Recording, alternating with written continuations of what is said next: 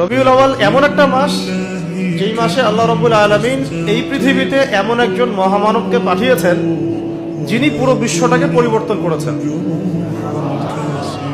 এবং যিনি এমন একজন ব্যক্তিত্ব যার অনুসরণ করা ছাড়া আমরাও জান্নাতে যেতে পারবো না।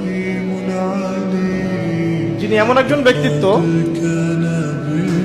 যিনি নিশ্চিত জান্নাতি জানার পরেও তাহাজ্জুদে দাঁড়িয়ে পা ফুলিয়ে ফেলতেন, যাকে আল্লাহ রাব্বুল আলামিন দোয়া কবুল হবে সার্টিফিকেট দিয়েছেন, তিনি সেই দোয়াটাকে স্টপ রেখেছেন।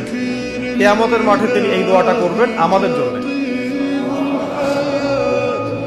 এই মাসে সেই মহামানবকে এই পৃথিবীতে পাঠানো হয়েছে, আবার এই মাসেই আল্লাহ রাব্বুল আলামিন তাকে তার কাছে নিয়ে নিয়েছেন।